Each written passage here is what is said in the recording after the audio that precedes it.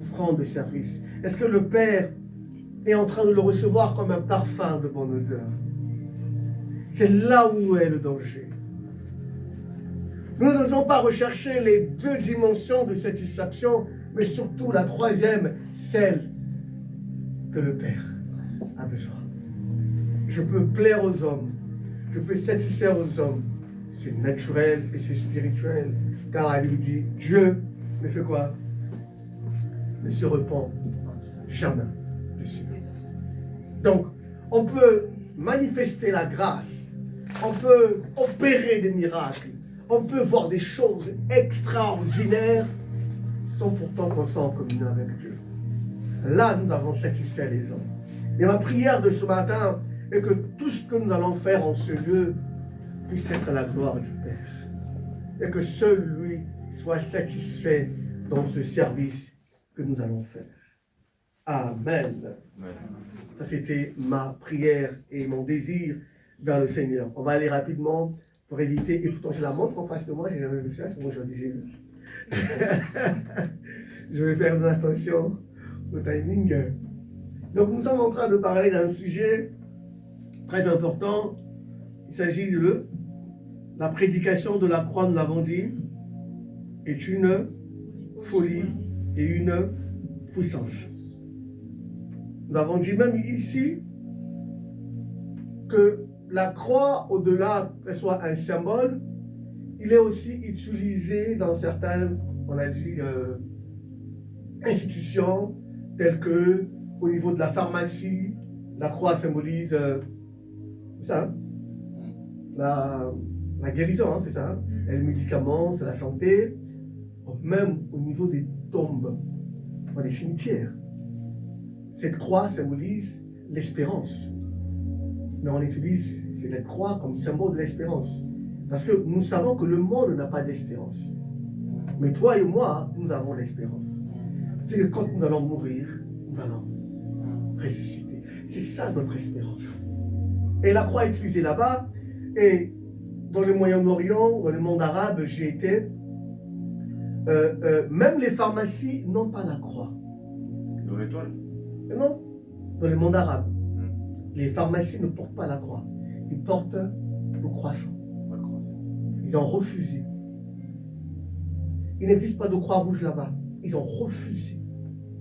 Parce que pour eux, au-delà que ça soit un symbole, c'est un signe qui veut dire que c'est par là que Dieu a sauvé le monde. Donc pour eux, ils refusent et disent, Dieu a eu d'autres moyens de nous sauver. Pourquoi seulement Dieu est passé par la croix pour nous sauver?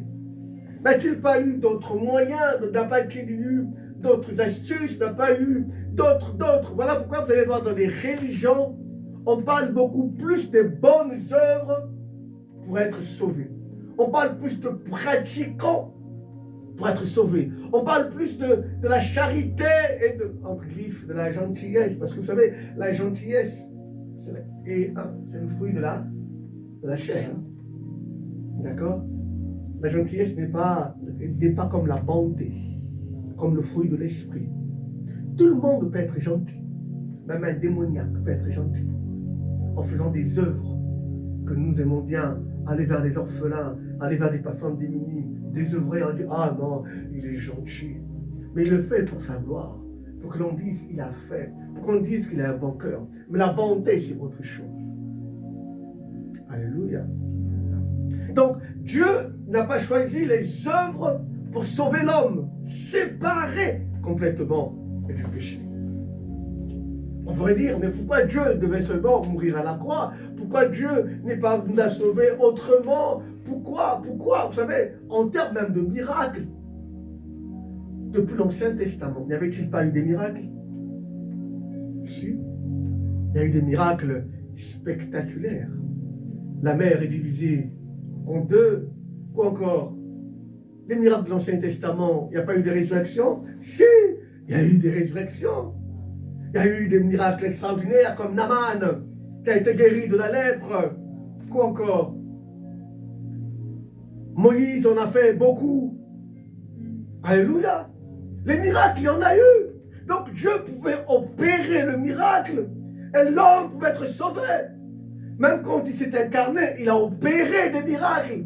Mais les miracles ne nous sauvent pas. Parce que Dieu était confronté à un problème. Il devait satisfaire son amour et il devait satisfaire sa justice. C'était compliqué. C'était difficile. Comment satisfaire son amour et sa justice? C'est-à-dire, Dieu est comme ce roi qui dit que celui qui vole, il y a un phénomène dans le royaume, il y a trop de voleurs. Le roi est obligé de prendre une décision radicale et ferme, sur laquelle quiconque va voler sera lapidé. Il va recevoir 100 coups de fouet. Un jour, on va attraper quelqu'un qui a volé. C'était une dame. Quand on l'attrape, son visage n'est pas connu. On lui voit le visage. On le présente devant le roi. Le roi ne sait pas qui se cache derrière ce voile. Quand on dévoile, on enlève le voile comme dans un mariage. Au moment de le mariage, tu sais que c'est ta femme. Mais là, ce n'est pas le cas. On enlève le voile. Le roi se rend compte que c'est sa propre mère qu'il aime tellement. Or, si le roi annule la loi, le royaume devient faible. Les voleurs vont monter en puissance. En même temps, il aime qui? Il aime sa mère. Donc, il y a un problème entre l'amour et la justice. Il faut satisfaire et l'amour et la justice. Alors, le roi décida lui-même. Il se leva. Il se mit à la place de sa mère. Il a pris les 100 coups et il se fait arracher le bras, comme la loi le disait. En ce moment-là, l'amour a été satisfait. La justice aussi a été satisfaite. C'est ce que le Christ a fait pour nous. Est-ce qu'on peut acclamer pour lui? Alléluia. Et donc, nous sommes en train de parler sur des épîtres. Il est très important pour nous de situer dans quel temps nous sommes dans la Bible. N'oubliez pas que toute la Bible nous parle que du salut. De Genèse 3, lorsque Adam et Ève ont péché, Dieu annonce le salut. Dieu annonce le salut. Ce n'est pas l'Ancien Testament. Voilà pourquoi Abraham n'est pas dans l'Ancien Testament. Abraham a inauguré le salut. Abraham a inauguré, si vous voulez, la nouvelle alliance, sans pourtant rentrer définitivement dans la nouvelle alliance. Parce que l'ancienne alliance commence à partir de mon quoi? Comment? Par Moïse. Quand Moïse descend de la montagne, la loi a commencé par là et l'Ancien Testament a commencé par Moïse. Vous allez remarquer, avant que la loi ne soit donnée à Moïse, lorsque Israël murmurait, Dieu ne les frappait pas. La terre ne s'ouvrait pas pour les avaler. Ils ne recevaient aucun châtiment. Parce qu'ils étaient dans une période qui n'était ni de la loi, mais qui était une période de pré-grâce. Parce que n'oubliez pas, c'est que la nouvelle alliance est plus ancienne que l'Ancien Testament, que l'Ancienne Alliance. Elle a commencé avant l'Ancienne Alliance. Et quand l'Ancienne Alliance est venue, quand Israël murmurait, qu'est-ce qui arrivait? Dieu frappait. Parce que la loi était venue. Donc, quand nous prenons de Moïse jusqu'au dernier livre de Malachie, ça c'est ce qu'on appelle l'Ancienne Alliance. Et après, il arrive les 4 évangiles. Dans les 4 évangiles, quand vous le lisez, il nous parle de Emmanuel. Dieu, comment? Parmi nous, au milieu de nous. Voilà pourquoi il dit, nous l'avons vu, nous l'avons contemplé, nous l'avons touché. Donc il nous parle que Dieu s'est incarné et il a vécu au milieu de nous, nous l'avons vu. Ça c'est l'évangile. Et quand on vient au niveau des actes des apôtres, il nous explique comment l'église a commencé. l'historique même de l'Église. Comment le don s'est manifesté? Comment il y a eu le Pentecôte? Après, on tombe sur les épîtres que nous allons partager. Les épîtres, maintenant, nous révèlent, nous expliquent comment le salut se manifeste. Et c'est le cas avec moi. Et quand on prend Apocalypse, le salut est comment? Achevé. Au son de la trompette, que dit la Bible, les morts en Christ vont faire quoi? Vont ressusciter. Et les vivants en Christ vont faire quoi? Vont se transformer, vont revêtir d'un nouveau corps glorieux. En Apocalypse, le salut est comment? Achevé. Mais dans les épîtres, on nous explique le salut qui passe par quoi? Par la croix. Alléluia. Dieu n'a pas choisi autre chose que la croix. Et l'homme qui nous parle du salut ici, c'est l'apôtre Paul. Et vous connaissez qui est l'apôtre Paul? L'apôtre Paul était un homme qui, a été rejeté par qui? Par les chrétiens. Pourquoi il a été rejeté par les chrétiens? Parce que les chrétiens ont dit de lui, tu nous as poursuivis, tu nous as tués. Non, on ne te croit pas. Tu es peut-être un espion. Tu veux t'infiltrer dans notre milieu pour avoir nos horaires de prière, afin que tu donnes les signalements, afin qu'on puisse nous tuer. Il a été rejeté par les chrétiens. Les Juifs l'ont dit quoi? Tu as abandonné la religion de tes pères pour aller vers ces sectes-là. Tu nous as trahis. Il a été comment? Rejeté par les Juifs. Vous savez, il arrive parfois une saison de notre vie où on est rejeté de droite et de gauche. Des personnes qui étaient censées nous accueillir tiennent en compte notre passé. Les personnes qui étaient censées nous couvrir prennent en compte nos passés remplis d'erreurs, remplis d'ignorance. Paul lui-même le disait, il croyait servir Dieu, mais il le servait mal. Il avait un zèle de faire quoi? De persécuter les chrétiens. Pour lui, il faisait quelque chose de noble, de bien, conformément à la loi de Moïse. Mais ce que lui, il ne savait pas, c'est que les choses ont quoi? Changé. Vous vous souvenez de l'unique Éthiopien? Que dit la Bible? Pendant qu'il lisait le livre d'Ésaïe, alléluia, qu'est-ce que Dieu va faire? Il va prendre qui? Philippe. Comment il va le prendre? Il va le téléporter. Hein? Ce qu'on voit dans... Il y a des gens qui ont suivi son coup. Hein? Son coup, Naruto, son coffre. Il faut les arts martiaux là. Tiens, il disparaît, c'est ça? Dieu l'a fait avec Philippe. Il s'est téléporté, pouf, vers l'unique. Il lui pose la question. Est-ce que tu comprends ce que tu lis? Ça veut dire, on peut lire la parole et sans la comprendre. Voilà pourquoi on a besoin des anciens, des pasteurs, à qui Dieu a donné le mandat pour nous écrire. Des Philippe, quand ils viennent, ils te posent la question, est-ce que tu as compris? Et l'apôtre Paul, rejeté, la Bible nous dit, Dieu va prendre l'apôtre Paul, va l'emmener au ciel. Il va lui révéler tout ce qu'il va dire dans les Épîtres.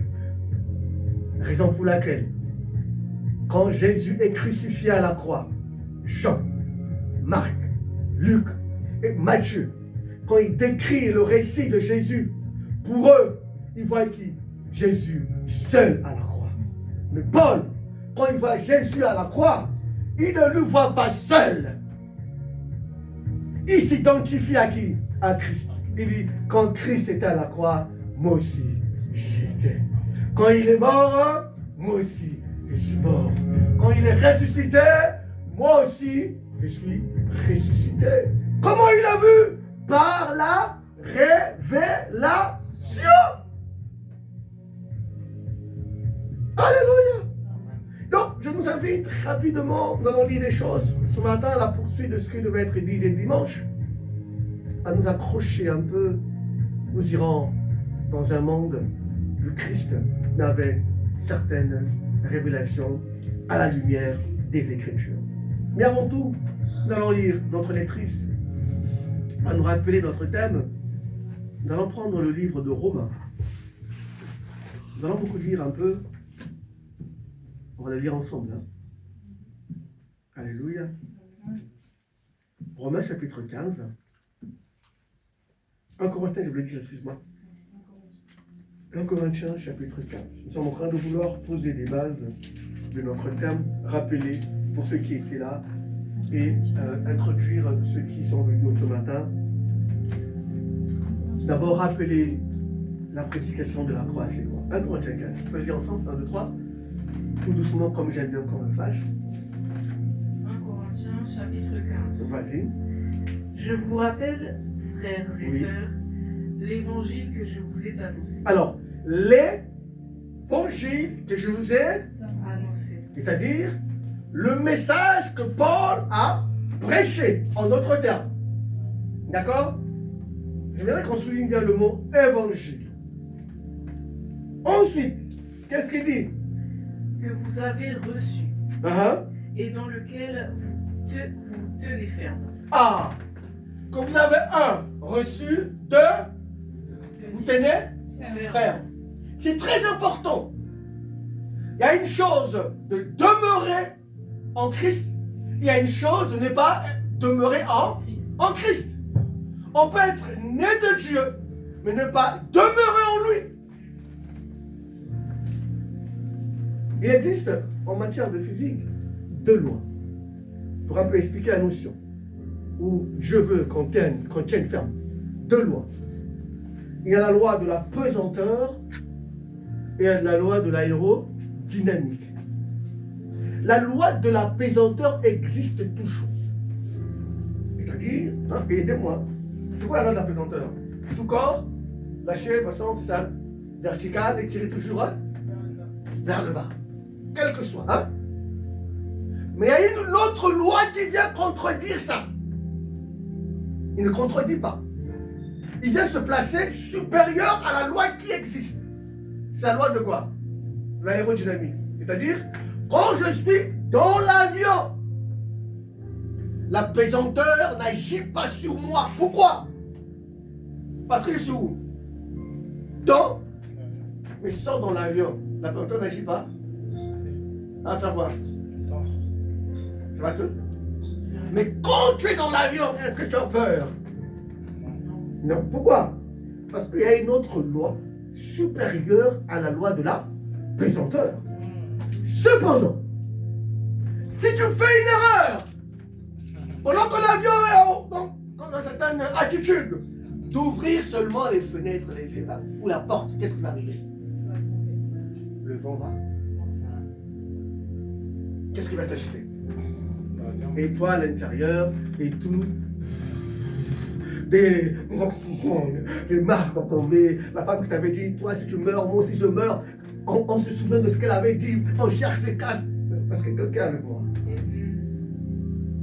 Donc si on ne demeure pas ferme, pourtant nous sommes supérieurs à la loi de la pesanteur, on peut être nous-mêmes emmenés certains obstacles dans nos vies, certaines difficultés dans nos vies, certaines instabilités dans nos vies, mais cela ne vient pas de Dieu. Dieu ne veut pas le malheur du pécheur. Les gens disent même que non, Dieu a tué les Égyptiens. C'est faux. Dieu les a empêchés même de mourir. Quand il a poursuivi les enfants d'Israël, il a fait quoi dans le désert? Il a coupé leur... Il a fait ce que les chars font quoi? Fassent quoi? Les roues des chars. D'accord? Il a brisé les roues des chars. Mais ils n'ont pas compris, ils étaient animés de la haine. Ils ont poursuivi, ils sont allés mourir eux-mêmes. Ce n'est pas Dieu. Dieu ne souhaite le malheur de personne. Donc soit c'est un choix personnel, on n'a pas été sage, on n'a pas été attentif, et nous avons donné accès nous-mêmes. Voilà pourquoi il dit, dans lesquels vous avez fait quoi? père, il a retenu, il y a un mot qui est fort là. Tenir comment? Ferme. Est-ce qu'on peut le lire encore fort? Tenir comment? Ferme. Tenir comment? Ferme. Comme ça, fermeté, non? Hein?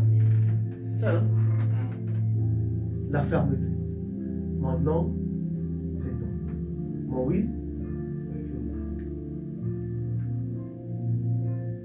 La Bible, elle dit, c'est qu'on ajoute, hein? Viens du malin. Donc quand tu commences toi-même à te contredire, c'est non. En ce moment-là, toi qui es dans l'avion, en Christ, en train de briser la loi de la pesanteur, tu vas ouvrir les bleus là, le vent va rentrer. Il va faire voir. Là, on prime beaucoup. Non, le problème, ce n'est pas prier en ce moment-là, c'est pas de refermer par la repentance. En confessant, Seigneur, je reconnais que j'ai ouvert, mais tu es un Dieu d'amour et de bonté. Fais-moi grâce. Alléluia. Alléluia.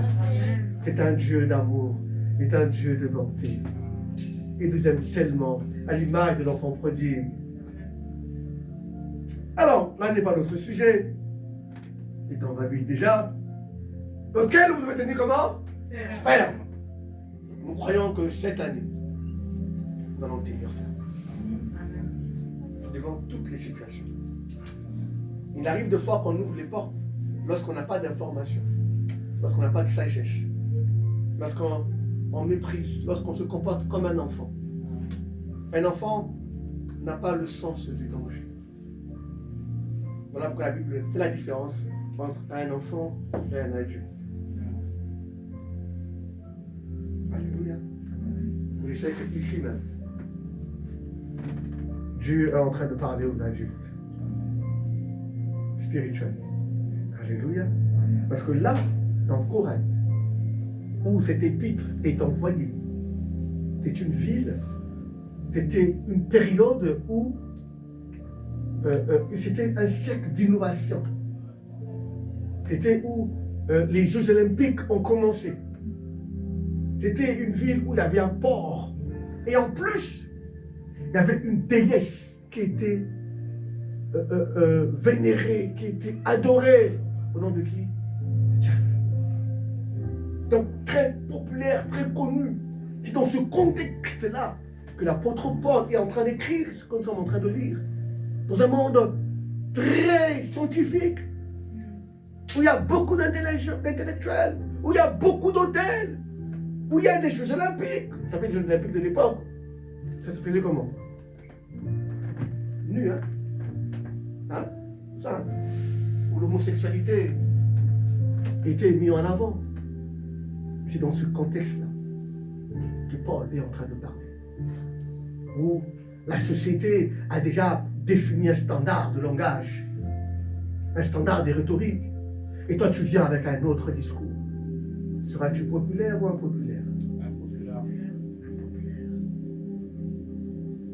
Dans le monde où il était la philosophie, on regardait des hommes par rapport à leur savoir, par rapport à leur intelligence, par rapport à leur manière de parler. Les Grecs. Ah, ils parlent bien. Oh là là. Oh. C'était ça qui faisait cette société. Mais lui dit, je vous ai annoncé un évangile. Auquel j'ai fait quoi? J'ai cru, c'est ça? Donc lui-même aussi a entendu. Et ensuite, on continue. C'est aussi par lui que vous êtes sauvés. Oh! Est-ce qu'on peut encore le lire? C'est aussi par lui que vous êtes sauvés. On est sauvé par quoi? Par l'évangile. Vous savez, la morale change les habitudes. Mais ne change pas le cœur. T'es là avec moi? Le développement personnel est une bonne chose. Ça met en toi la confiance en soi. Tu n'es pas n'importe qui. Tu es une femme exceptionnelle. Tu brilles. On appelle l'autosélection. Tu parles à ton âme. Ça ne te change pas. Ça ne te sauve pas. On peut mettre un prisonnier en prison. Lui apprendre comment s'insérer dans la société, lui donner de la morale, lui donner des cours de développement personnel, le coaching, tout ce que l'on peut dire. Ça ne sauve pas. Un seul message qui sauve. C'est lequel? L'évangile. Wow! Quand l'évangile est prêché, tous ceux qui sont morts reviennent à quoi? À la vie. Les malades sont guéris. Les démoniaques, tous ceux qui sont possédés sont comment? Délibérés. Ceux qui ont les cœurs brisés, des blessures dans l'âme, trouvent quoi? La consolation. Il n'y a pas un autre message qui sauve. Il n'y a pas un autre discours qui nous libère. La Bible le dit là. Un seul message. Ce n'est pas le développement personnel. D'ailleurs, le diable l'a fait avec Ève ou en Éden. N'est-il pas dit que si tu le manges, tu seras comment? Comment? Lui, il a amené Ève à faire quoi? De l'auto? Je suis aussi comme Dieu. Je suis aussi comme Dieu. Comme je suis comme Dieu, je dois faire. Ça l'a pas sauvé. Ça l'a éloigné. Ça l'a égaré. Est-ce que Dieu est contre ça? Non, il n'est pas contre ça. Est-ce que sommes-nous contre le développement personnel? Non, ce n'est pas ce que je suis en train de dire. Et vous imaginez un professeur d'université avec bac plus 30, il arrive à l'église. Est-ce qu'il a besoin d'écouter la morale? Est-ce qu'il a besoin d'écouter les histoires de la science? Parce que tout ça, il connaît, il enseigne, il a besoin d'écouter un message que lui ne connaît pas, que lui ne comprend pas, comme Nicodème, à savoir l'évangile qui sauve. Est-ce que quelqu'un avec moi? Qu'est-ce qu'il a besoin d'écouter? L'évangile qui sauve. Un seul message qui sauve. On peut m'étaler des prophéties sur moi. On peut étaler beaucoup de mystères. L'apôtre Paul a dit lui-même. Mais dis quoi? D'ailleurs, si même un ange venait à quoi? À annoncer un autre évangile. À annoncer quoi?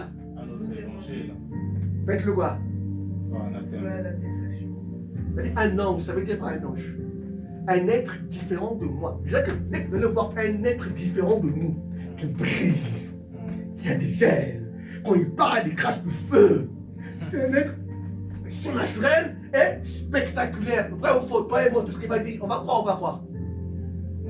Hein? Hein? On va croire, non? Moi, j'ai aimé ce qu'avait dit Nelson Mandela une fois. On lui pose la question sur sa relation avec Kadhafi. On a dit, mais Nelson Mandela, comment vous pouvez soutenir Kadhafi, un terroriste à haut niveau international, qui tue les gens, qui... Il dit, écoutez, nous, notre mesure de savoir ce qui est bon et ce qui n'est pas bon, c'est au niveau de la partie. Dès lors qu'il nous soutient au niveau de la partie, c'est bon. Quelqu'un comprend ça? Quelqu'un me comprend? Donc leur quoi? Je vais appeler ça comment? Jauge. Leur jauge, leur standard, leur jauge, c'est quoi? La partie. Donc l'apôtre Paul aussi est en train de nous le dire. Donc même si l'ange là vient, il dit bien un ange, il a dit un ange, mais je bien les mots qu'il pèse, un ange. Il va apparaître là, pouf, le feu, waouh! Il va parler le feu, il peut m'éteindre toutes les lumières, on sera éclairé par sa lumière. Spectaculaire à voir, on va croire. Mais il a dit, le jour c'est quoi? S'il ne donne pas l'évangile que moi je vous ai annoncé, Ça veut dire quoi? Considérez avec moi. En d'autres termes, rien ne peut nous impressionner de l'extérieur. On peut tout faire, il peut être miraculeux, il peut accomplir un miracle extraordinaire. Mais si l'évangile est contraire, on fait comme Nelson Mandela. L'ami, c'est celui qui nous soutient quoi? À la parfaite. Mais nous, notre parfaite, c'est quoi? L'évangile. Que tu sois ange, que tu sois superstar, que tu sois éloquent, que tu sois sépaqué, dès lors que l'évangile, ce n'est pas conforme à ce que nous avons été annoncé, c'est avec moi. Alléluia. Ensuite, qu'est-ce qu'il dit? On a dit l'évangile qui? Oh! Ensuite, si vous le retenez dans les termes où je vous l'ai annoncé, autrement votre foi aura été inutile. C'est-à-dire, la foi peut être inutile, vaine, lorsque nous comprenons l'évangile comment? De la mauvaise manière. Comment? De la mauvaise manière. La mauvaise manière. Bon, ça c'est très bien dit. En d'autres termes, on peut nous-mêmes annuler l'œuvre de la croix dans nos vies parce que nous l'avons mal compris. Lorsque on pense que parce que j'ai jeûné, j'ai obtenu ça. Lorsqu'on pense que c'est parce que j'ai prié de 6 heures à 24 heures que Dieu m'a exaucé.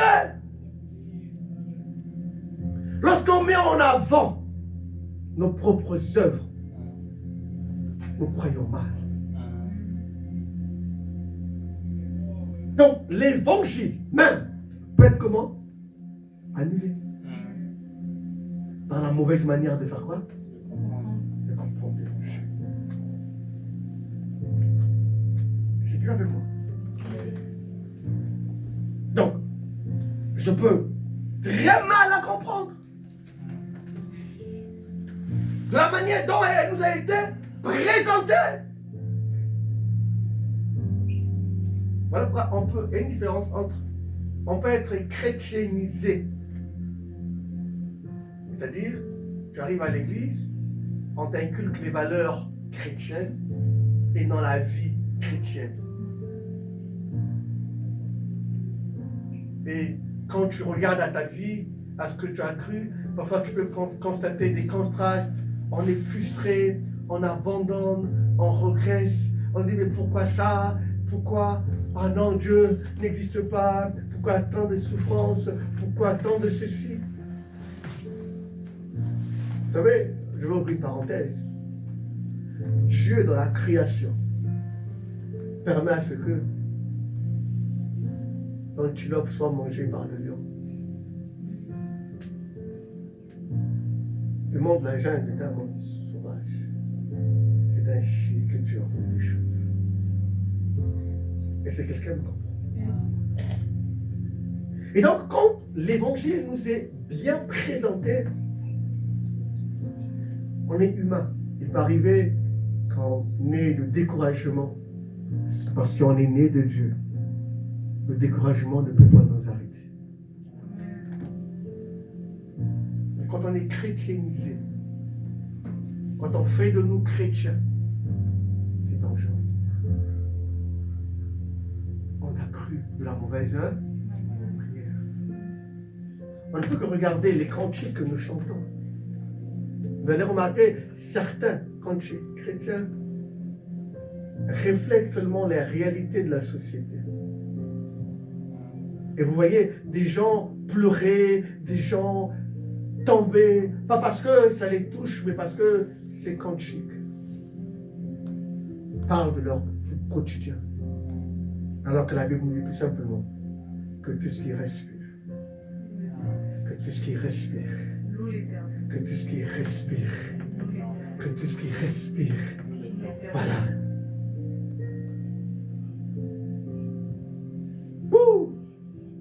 mange, que je ne mange pas, que j'ai pas, que j'ai payé le loyer ou pas, que j'ai de l'emploi ou pas, que j'ai. Et lui seulement comment? Loue l'Éternel. Wouh! Parce qu'il m'aime. On dit, la parole de Dieu est comme cette femme-là qui a perdu son argent. Quand elle retrouve, elle alerte le voisin. Pour dire, nous avons été perdus. Perdus. Il est venu.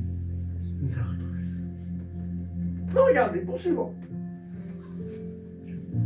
Si quelqu'un est béni ce matin. Oui, amen. Ensuite, autrement, vous aurez cru comment? En vain. Et nous avons pris la résolution, je pense que nous le savons, nous ne croyons pas en vain. Si nous croyons en vain, ça veut dire que Christ n'est pas mort à la croix. Nous croyons, Christ est bien mort. Alléluia. Amen. Ensuite, qu'est-ce qu'il dit? Je vous ai transmis avant tout le message que j'avais moi-même aussi reçu. Ah, c'est quoi ce message que lui-même l'avait reçu? C'est quoi ce message? C'est L'évangile. C'est quoi l'évangile là? Christ est mort pour nos péchés. Oh, donc l'évangile c'est annoncer qui? Christ. Mort comment? Pour nos péchés. Donc là, Croix. la croix.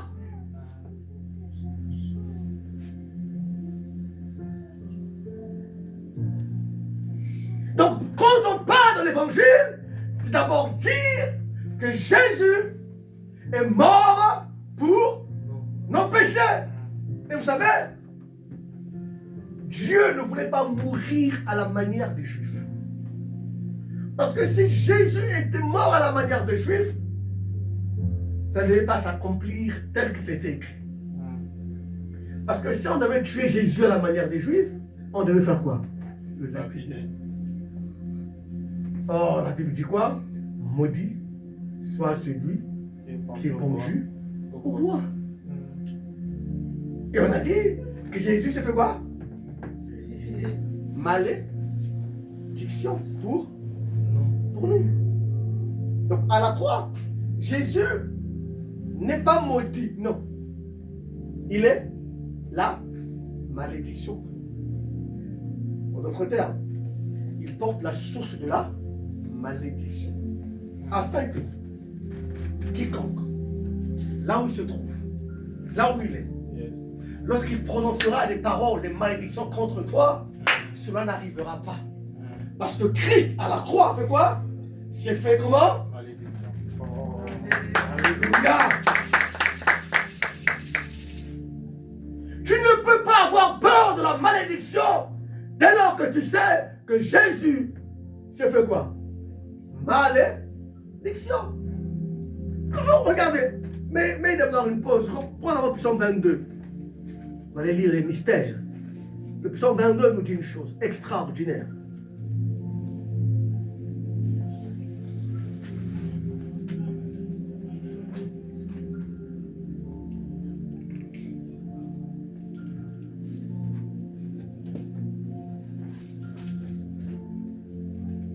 C'est bon?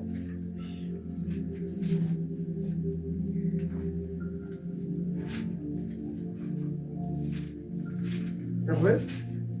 Vas-y. Premier verset. On va comprendre de qui il parle. Nous sommes à la croix. Qu'est-ce qu'il dit? Mon Dieu. Mon Dieu. Dis un peu plus fort. Mon Dieu, pourquoi m'as-tu abandonné? Wouh! Qui l'avait dit en premier? Qui l'avait dit? Jésus. Hein? Jésus. Il a dit où? Sur la croix. Sur la croix. Ici, David est en train de recevoir la révélation de toute la scène de la croix de Jésus. David est appelé prophète. Il est aussi appelé prophète messianique parce que David est l'un des prophètes qui annonce comment Jésus allait s'incarner et comment il allait mourir. Donc il dit quoi? Mon Dieu, comment? Pourquoi m'as-tu abandonné? C'est à cet instant-là que Jésus, en s'identifiant à nous, est devenu non seulement malédiction, Mais il a aussi fait quoi? Porter le péché. Or, Dieu a horreur du péché. Quand l'homme a péché, Dieu s'est séparé de quoi? De l'homme. Donc à la croix, Jésus s'est senti comment? Abandonné par qui? Par le Père, afin que toi et moi, nous ne soyons plus jamais. Qu'on n'ait plus jamais ce ressenti. Le Père ne peut plus nous abandonner. Le Père ne peut plus nous avoir. Pourquoi? Parce que Jésus a déjà subi. Mais c'est passe où? Sur la croix. À la croix. C'est ça l'évangile, hein? On a dit c'est parler de quoi? De ça? De sa mort. Donc, prenez encore. Mon Dieu! Mon Dieu, Pourquoi? Pourquoi m'as-tu abandonné? Oh oui, continue. Pourquoi t'éloignes-tu sans me secourir, sans écouter mes plaintes? Sans main. À la croix, est-ce qu'il était secouru par les anges? Non. Il était comment? Abandonné à qui? À lui-même, seul, séparé de Dieu. Et pourtant, c'était là notre salut. C'était là notre guérison. C'était là notre solution. C'était là notre rachat. Nos yeux des hommes, on est en train de voir un homme faible. Un homme incapable de se sauver. Un homme qui crie même, oh, oh, il est en train d'appeler Élie. Oh, on est en train de se moquer même de lui, mais ne sachant pas qui le faisait. Continue encore le 122. Mon Dieu, Je crie le jour et tu ne réponds pas. La nuit, et tu ne me réponds pas la nuit et je ne trouve pas de repos. Oui, pourtant, tu es le Saint, tu sièges au milieu des louanges d'Israël. C'est en toi que nos ancêtres se confiaient. Ils se confiaient en et tu toi les délivrais. et tu les délivrais. Ok. Ils criaient à toi et ils étaient sauvés. Oui. Ils se confiaient en toi et ils n'étaient pas déçus. Ok.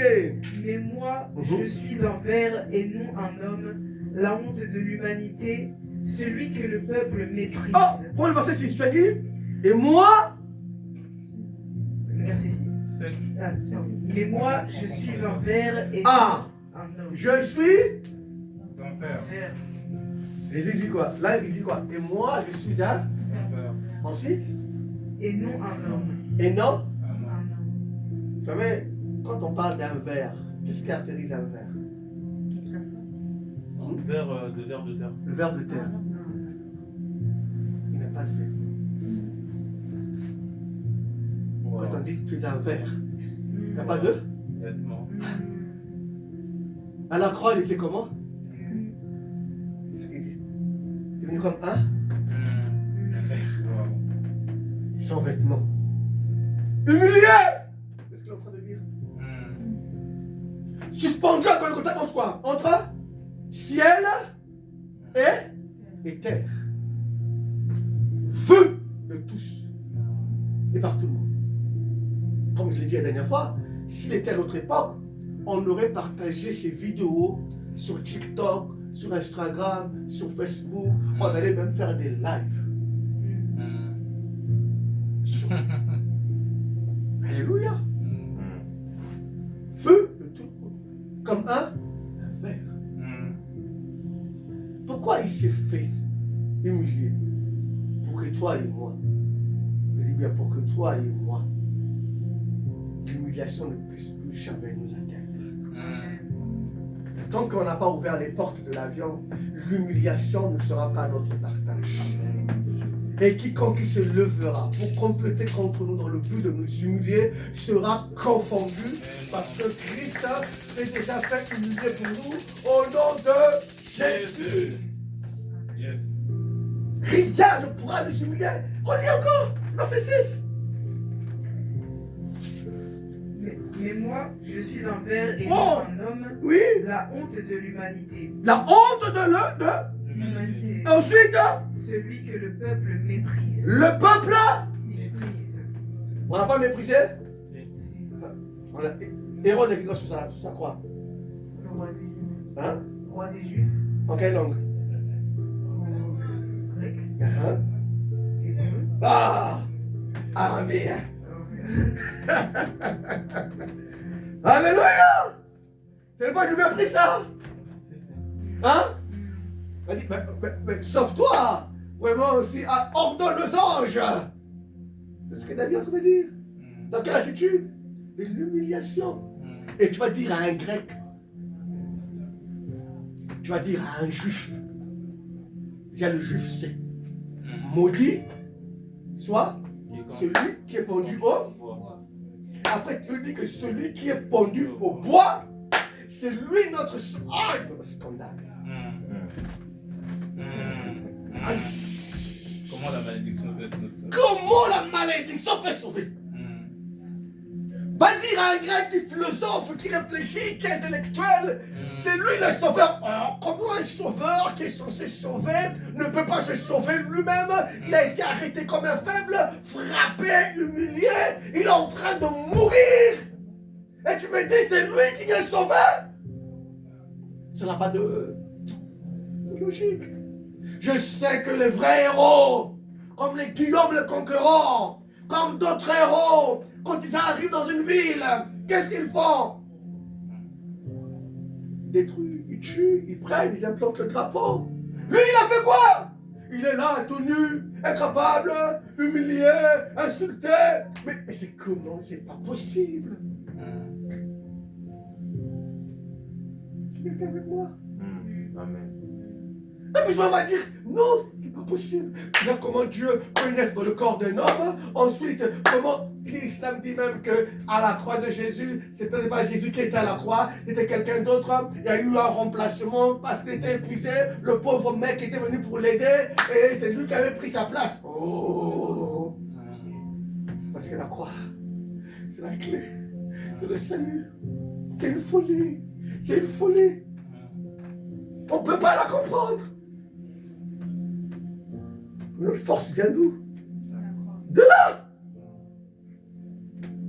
Est-ce que quelqu'un avec moi? Ensuite, il dit encore quoi? Tous ceux qui me voient se moquent de moi. Oh! Tous ceux Qui me voient se moquent. de moi. Ah! Ils ricanent. Il faut quoi? Ils ricanent. Ça veut dire quoi? Ils rigolent. Mais sauve-toi. Quand tout ceci se passe, les pierres, les gens et les autres disciples sont où? Ils sont là. Ils sont de loin, abandonnés, rejetés, même pour les cieux. C'est quelqu'un qui a compris ça. Il a connu ça. Jésus est un homme, un Dieu qui connaît l'homme parfaitement. Donc quand on nous parle de rejet, il sait c'est quoi un rejet. Quand on nous parle de l'humiliation, il sait c'est quoi l'humiliation. Quand on lui parle, Seigneur, les gens se moquent de moi, les gens me méprisent, il sait ce que ça fait parce qu'il était un homme. Pour la première fois, Dieu s'est révélé aux anges, il s'est révélé en homme, à un bébé. Car personne n'a vu Dieu. Et pour la toute première fois, on a vu Dieu, il était comment? Un bébé.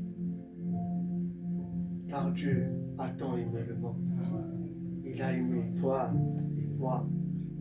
Il a accepté de satisfaire et sa justice. C'est quelqu'un me comprend? Moi aussi. Ils hochent la tête. Recommande ton sort à l'Éternel. L'Éternel te sauvera. Ah! Recommande comment? Ton sort à l'Éternel. Eh? L'Éternel le sauvera. Ah, Il le délivrera mhm. puisqu'il l'aime.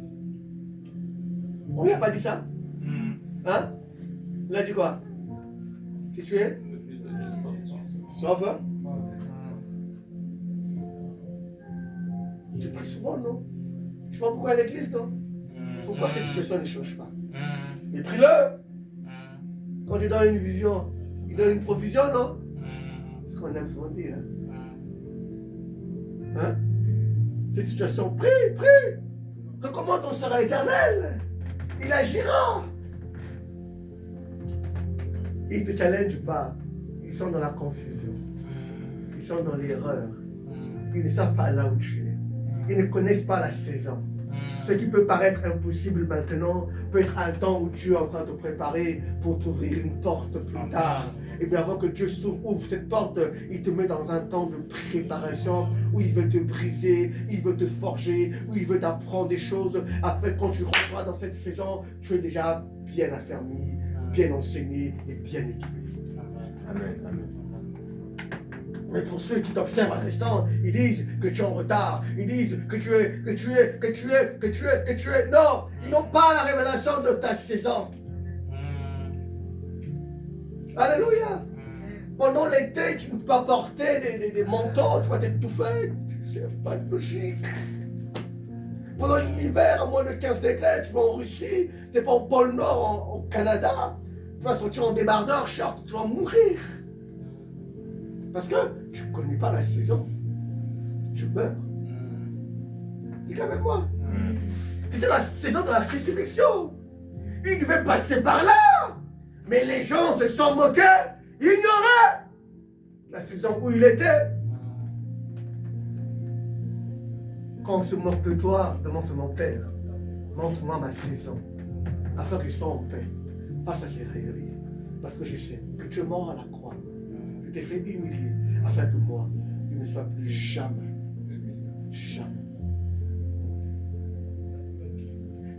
Vous savez, mon frère est docteur. Quand je démissionne à l'époque, en 2015, je démissionne pour servir Dieu à plein temps. Il me dit, ah, tu as démissionné pour servir Dieu à plein temps? Écoute, s'il te montre quoi que ce soit, ne m'appelle pas. Parce que tu as fait le choix. Tu as fait le choix. Il faut assumer tes choix. Il a fait asseoir tout le monde. Il a parlé, il parle de lumière. C'est parti. Il n'a dit aucun mot.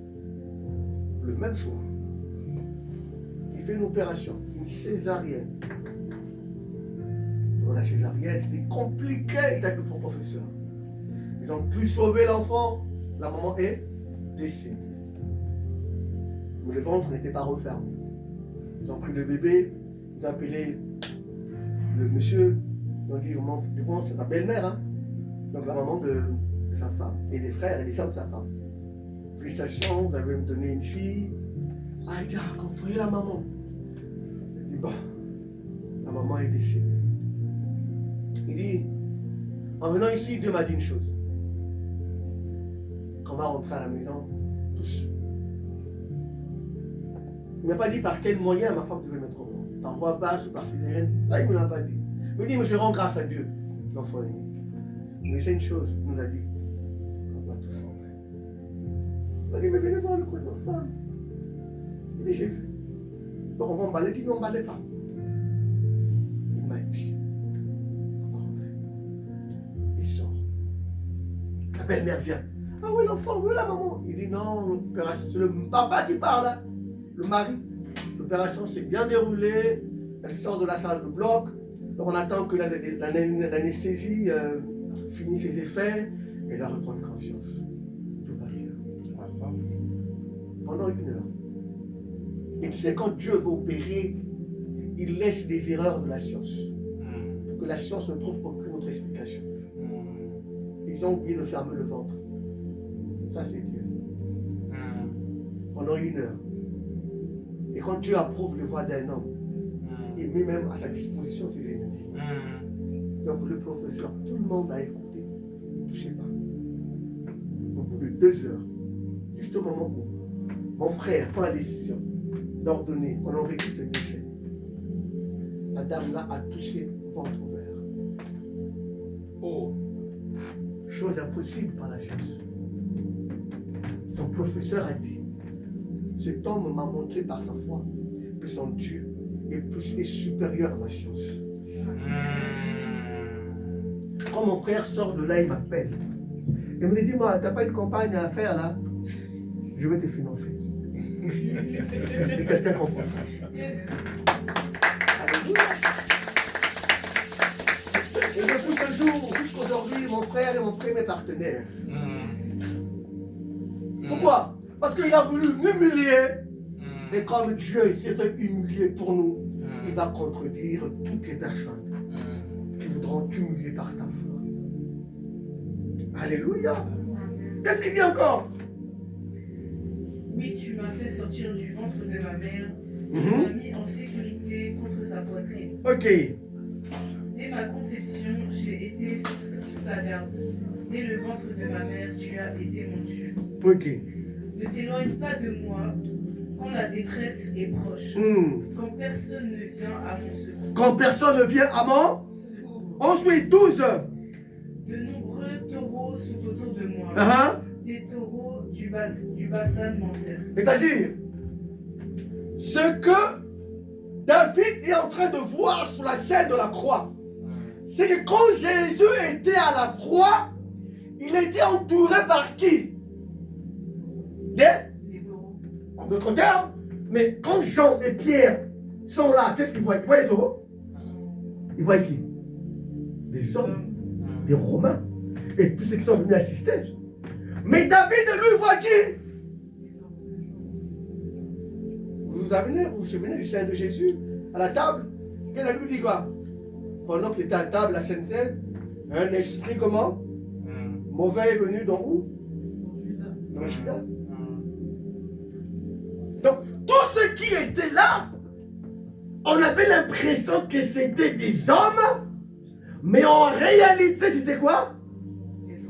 En d'autres termes, des démons. Donc, à la croix, tout autour de la croix, il y avait qui? Les démons. Donc, la croix a réglé tous les problèmes des démons. Qui est avec moi? Donc, tous les démons, ils étaient là, autour. Ça, c'est David qui reçoit par la révélation. Jean et Pierre, ils voient des gens. Et David est en train de dire, ils étaient qui? Des taureaux. Des démons autour. Et si le diable savait, parce que pour le diable, il se disait quoi? En le tuant à la croix, on finit avec eux. Voilà pourquoi le diable ne connaît pas notre avenir. Si le diable avait tout pouvoir, il allait savoir qu'en le tuant, il allait lui-même perdre. C'est vraiment. Le diable ne sait rien sur nous. S'il le savait, il allait empêcher à ce que Jésus aille à la croix. Voilà pourquoi on dit de lui, il n'est pas le tout-puissant. D'ailleurs, ce n'est pas le comparable de Dieu. C'est juste un ange déchu. Alléluia. Il était où? Autour. Qu'est-ce qu'il dit encore? Ils ouvrent leur gueule contre moi, pareil au lion qui déchire et rugit. Oui.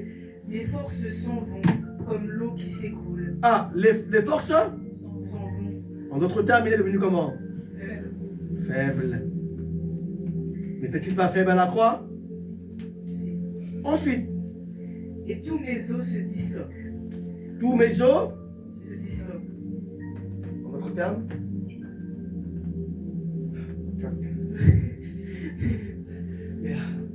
Je n'arrive plus. C'est ça, hein? Ensuite. Mon cœur est comme de la cire. Il se liquéfie au fond de moi. Ok. Ma force se dessèche comme l'argile. Ma force se dessèche comme l'argile. Uh-huh. Et ma langue s'attache à mon palais. Pourquoi? Et la sécher. Là où il dit quoi? déshydraté. Donne-moi. Donne-moi. Donne-moi. Donnez-moi. Toute la scène n'est pas là. Donnez-moi.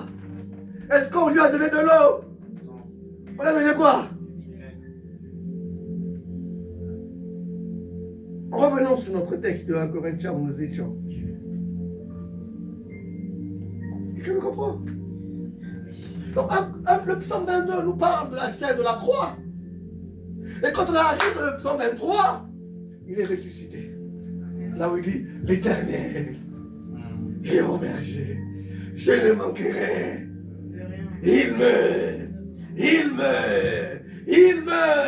quand je marche dans la vallée de l'ombre de là, parce qu'il sait déjà qu'il a triomphé dans le 22. Oui, le bonheur et la grâce sont quoi?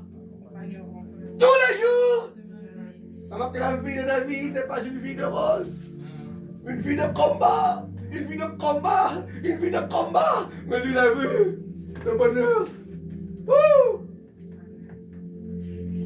Alléluia! Alléluia! Revenons à Corinthiens chapitre 15. On va dire à quel niveau?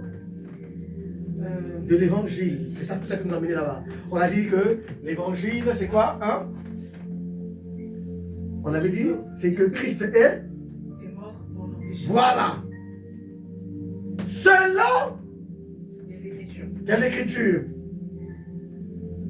Ce que nous avons lu dans le psaume, dans la bourre. Ensuite, il dit quoi? Qu'il a été Enseveli. et qu'il est Ressuscité. comment? Ressuscité le 3e jour. Selon. Selon les Écritures. Donc, quand je parle de l'évangile, qu'est-ce que c'est l'évangile? Le contenu de l'évangile, c'est quoi en ce moment-là? 1. Christ. Comment? Christ mort. Ensuite, enseveli. Ensuite, Christ ressuscité. le. 3e jour. Ça, c'est quoi? L'évangile. Donc, quand je parle de l'évangile, c'est ce package-là. Parler de Jésus qui est comment? Mort pour nos péchés. Et il est mort à la croix. Hein. Mais quand il est mort, il n'a rien. Il n'est pas mort comme ça. La Bible dit quoi? Il est descendu aux enfers. Il est allé aux enfers. Il est allé dans des abîmes, dans la source du mal. Il est allé prendre la clé d'abord de la mort au diable. Le diable n'est plus le maître de la mort. Il est ressuscité de la mort. C'est-à-dire que la mort où Adam était mort, pas la mort physique auquel nous étions condamnés. Il est monté, annoncer la bonne nouvelle aux anges déchus, qui eux ont vu les femmes de la terre, les ont convoités, ils sont venus. Il leur a dit, je suis venu. Il est rentré dans le sein d'Abraham, séparé entre le sein d'Abraham et le séjour de mort. Il a annoncé l'évangile aux morts. Tous ceux qui ont cru ont été déplacés. Et quand il est ressuscité avec la clé de la mort et avec les saints, c'est rien comprend ça. Voilà pourquoi on dit il est monté et qu'il devient le Christ. C'est-à-dire maître de quoi? Maître de tout. Seigneur de tout. Voilà pourquoi, là où il y a une maladie qui se présente comme Seigneur, quand Christ vient, la maladie fait quoi? Pourquoi? Parce que le Seigneur des Seigneurs est là. On dit à la croix, il a fait quoi? Il a porté nos maladies. Covid. Est-ce qu'il viendra après Covid? On ne connaît pas. Il a porté ça. Cancer, il a porté. Donc le jour là, si vous prenez prélèvement sanguin, ça dit que la chose allait dépasser, ça allait faire. Ah, c'est quoi? C'est vrai. Il a porté. Et il est ressuscité. On est plus que vainqueur. On n'est pas vainqueur. Mais on est plus que vainqueur. Où? Sur cette terre. Ensuite, on va finir par là. Ensuite, il est apparu à Céphas, puis aux 12. Après cela, il est apparu à plus de 500 frères et sœurs à la fois. Très bien. Quand le verset, on va sauter rapidement pour chuter. On va revenir sur ce que nous avons dit dans 1 Corinthiens 17. Non, on prend 2 Corinthiens chapitre 2. On va finir par le 2.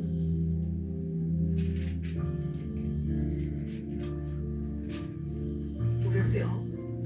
Comment? Au verset 1. Non, oui. J'ai donc décidé en moi-même de ne pas retourner chez vous dans la tristesse. En effet, si je vous attriste, qui peut me réjouir, sinon celui que j'ai attristé? J'ai écrit comme je l'ai fait pour ne pas être attristé à mon arrivée par ceux qui devaient me donner de la joie.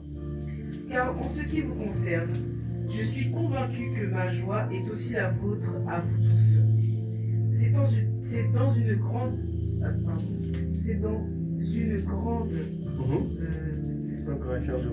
Car si je vous ai... Oui, vas-y. C'est dans une grande souffrance, le cœur angoissé et avec beaucoup de larmes, que je vous ai écrit. Non pas afin de vous attrister, mais afin que vous sachiez quel amour débordant j'ai pour vous. Si quelqu'un a été une cause de tristesse, ce n'est pas moi qu'il a attristé. C'est vous tous, du moins dans une certaine mesure, pour ne rien exagérer. Là, l'apôtre Paul est en train d'encourager l'Église à ne pas être dans la tristesse, parce que Christ est notre joie, notre bonheur. Alléluia. Alléluia. Je ne sais pas s'il me reste combien de minutes.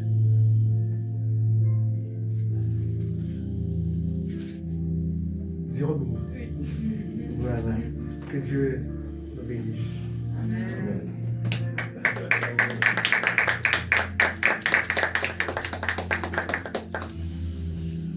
Église, est-ce que vous avez été bénis? Oui. Apparemment pas. Vous avez été bénis, Église? Est-ce qu'on peut se lever? On va faire une prière.